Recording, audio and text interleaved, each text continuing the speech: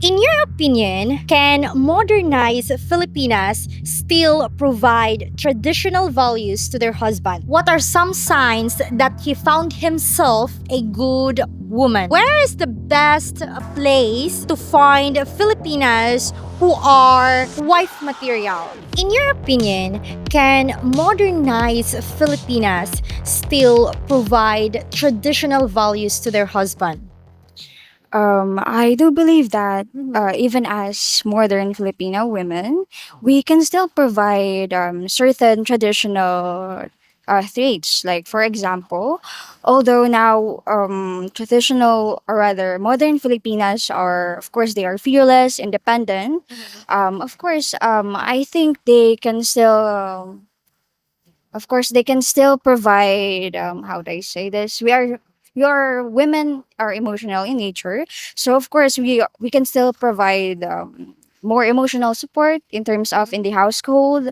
We can hold the household together through that emotional capacity that we do have. My mind is just like emphasizing the emotional aspect that we have as women, although we are fearless, independent, we are still humanistic or emotional in nature. So we appeal more to the human side, like on the on our emotional side rather than the. Okay. Okay. Come here. She's nurse. Okay. What are some signs that he found himself a good woman? Oh, I'm so sorry. Okay.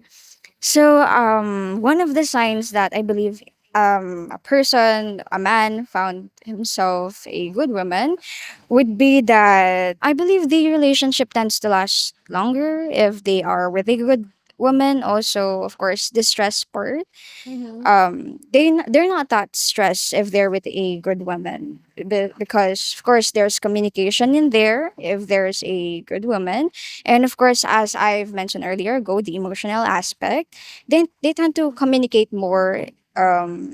They are open to each other, and for example, if there are any quarrels or instances that they do not understand each other, they talk that out.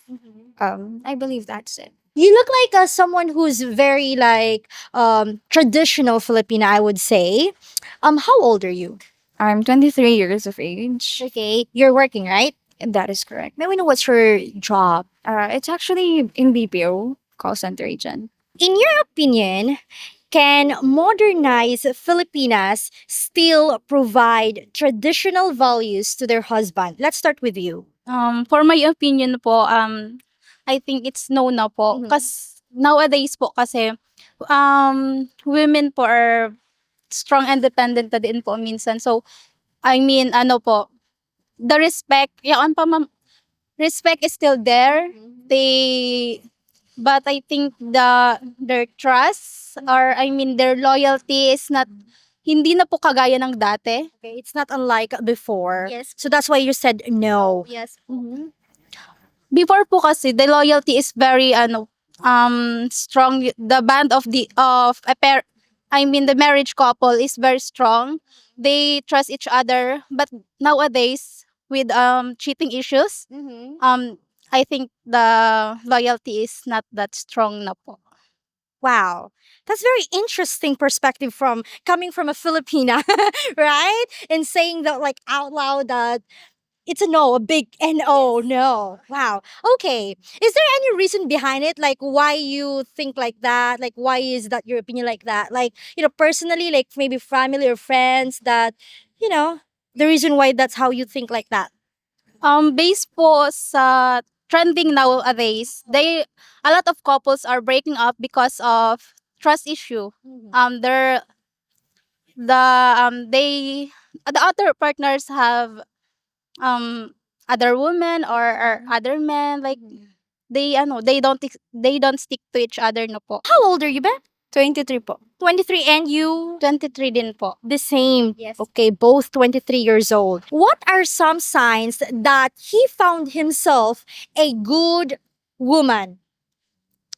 I think ano po, kapag sobrang dami niyo na pong pinagsamahan tapos hindi po kayo naghihiwalay kahit ano pong pag-aaway. Okay, when you've been together for so long with like you already how do you say that? Iling ka lang sa camera, be.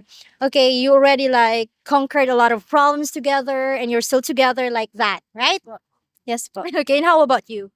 For me, whatever challenges or difficulties in life happen to you, to the both of you, she's still there. She never leave you whenever you're in your down or ups. She's still there. She love you the same way, and she still care for you the same way when you met her and until the end. Okay, the end. Okay. Okay. How about this one? Where is the best place, okay, to find Filipinas who are wife material? A wife material. Anywhere, mom. Anywhere. We can all be a perfect wife or a perfect woman. We um our best will be come out if we've met a guy who will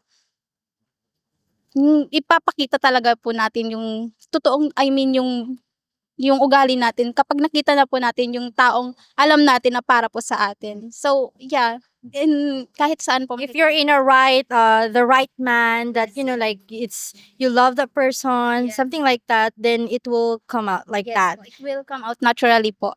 Okay. Being a traditional no, because being what do you call these wife material. Okay. Wife material. You said earlier that things about the cheating issues, but now you still believe that there's Filipinas out there, women. Yes, there's still a women po na wife material ay she can provide a traditional values po. She can Such as respect, loyalty, and ano ano po as love and care with his partner po. okay, care and nurture him. Okay, okay. And you? I think same din. Same with her.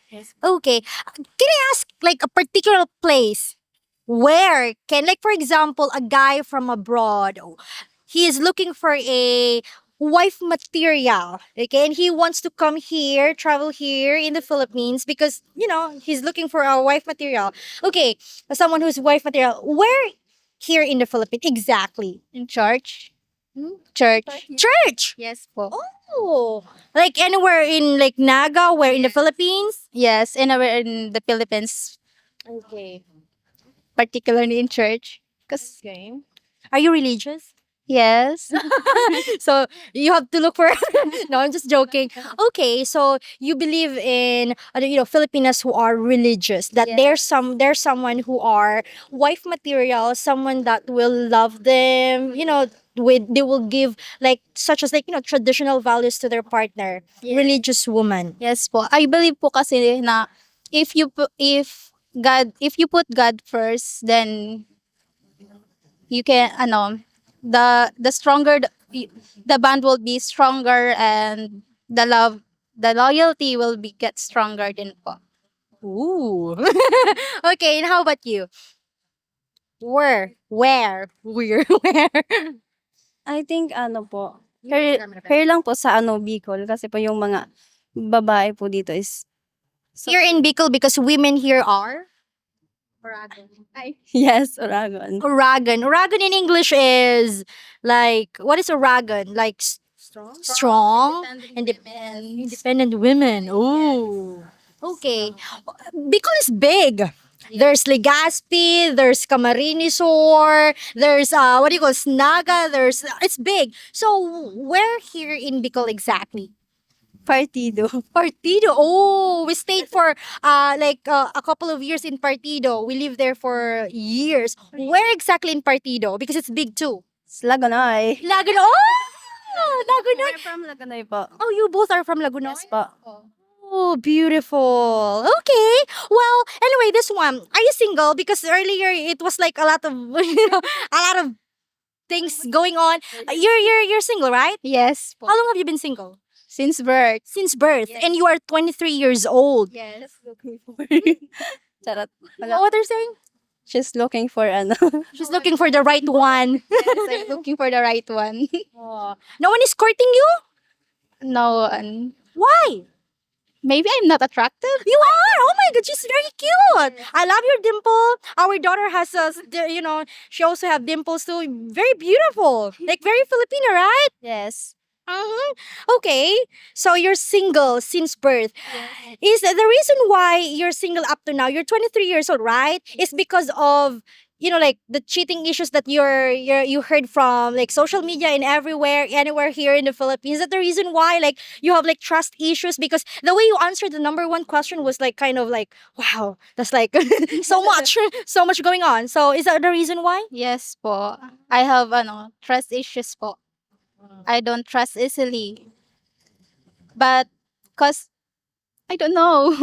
I don't trust them easily because I think they will be my it could be my downfall if I got heartbroken. That's very sad, right? But you should try. Who knows? When you see the right one, right?